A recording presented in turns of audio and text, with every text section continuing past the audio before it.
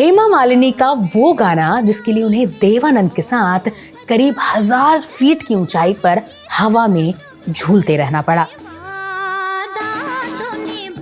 साल 1970, जगह नालंदा, बिहार। दोपहर की सुनहरी धूप नालंदा यूनिवर्सिटी के प्राचीन खंडरों पर बिखरी हुई थी। फिल्म जॉनी मेरा नाम की शूटिंग चल रही थी।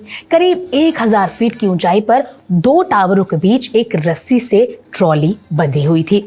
यहाँ पर ट्रॉली से मतलब है एक तरह की कुर्सी यानी कि रोपवे जो घाटी के ऊपर झूलती थी।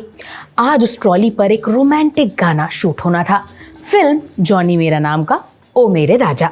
हेमा मालिनी जो उस समय इंडस्ट्री में एक न्यू कमर ही थी, ट्रॉली के पास खड़ी थी। दिल जोरों से धड़क रहा था, थोड़ी घबराहट, थोड़ी खुशी, थोड़ी एक्साइटमेंट। दूसरी ओर देवानंद, एक जाने माने सुपरस्टार, पहले से ट्रॉली कुर्सी में बैठे हुए थे। सभी कैमरास चालू थे। निर्देशक विजय आनंद ने इशारा किया। कोरियोग्राफी के मुताबिक हेमा को एक दूसरी ट्रॉली पर चढ़ना था जो देव साहब की ट्रॉली के पास से गुजरती थी। लेकिन जैसे ही हेमा ने ट्रॉली पर कूदने की कोशिश की, वो चूक गई। दूसरी ट्रॉली कुछ ज्यादा ही दूर थी। देवानंद ने बिना समय गंवाए कहा, यहाँ बैठ जाओ। हेमा झिझकी नहीं। प्रोफेशनलिज्म तो हेमा के अंदर था ही, शूट तो आगे बढ़ाना ही था। हेमा पल भर में देव साहब की गोद में बैठ चुकी थी। फिल्म में तो ये सब एक रोमांटिक सीन था, लेकिन असल जिंदगी में हेमा के लिए ये पल बहुत असहज कर देने वाला था। हेमा का चेहरा लाल हो गया। उनके दिल की धड़कन इतनी तेज थी कि उन्हें अपनी ही सांसें सुनाई दे रही थी। उन्होंने कैमरे की वजह से अपने चेहरे पर मुस्कान लाने की कोशिश की। अब चूंकि कैमरे चल रहे थे, अभिनय भी जरूरी था। ट्रॉली धीरे धीरे हवा में चलने लगी। घाटी के ऊपर वो दोनों साथ में झूल रहे थे। ठंडी हवा थी, गाने की धुन बज रही थी। सब कुछ एक सपने जैसा लग रहा था, तब तक जब तक सब कुछ थम न गया हो। अचानक कुछ ऐसा हुआ कि हेमा की मुश्किल दुगनी हो गई। एकाएक बिजली चली गई। ट्रॉली बीच हवा में अटक गई। नीचे घाटी थी, ऊपर सिर्फ रस्सी, तेज हवाएं और चारों ओर केवल सन्नाटा। ट्रॉली थोड़ी सी झूल रही थी और हेमा अब भी देव साहब की गोद में थी। हेमा बेहद ही असहज महसूस कर रही थी। नीचे देखने से डर लग रहा था। वो धीरे से बोली, देव साहब, मैं ऐसे नहीं बैठ सकती। वो थोड़ी पीछे खिसकी, लेकिन पूरी तरह से हट नहीं पाई। देवानंद ने कहा बहुत शांत स्वर में, नीचे मत देखो, मेरी आंखों में देखो। उनकी आवाज में एक अपनापन और सुकून सा था।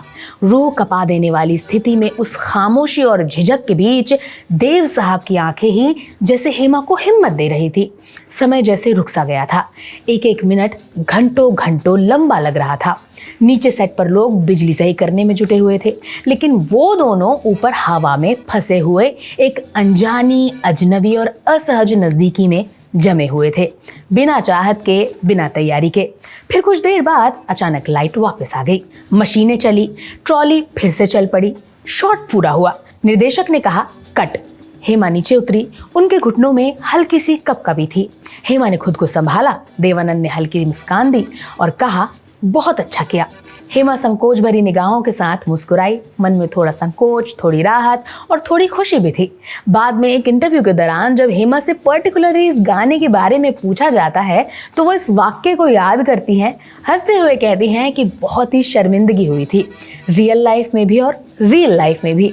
लेकिन साथ ही वो ये भी कहती हैं कि देवानंद की वो बात, मेरी आंखों में देखो, आज भी उन्हें याद है।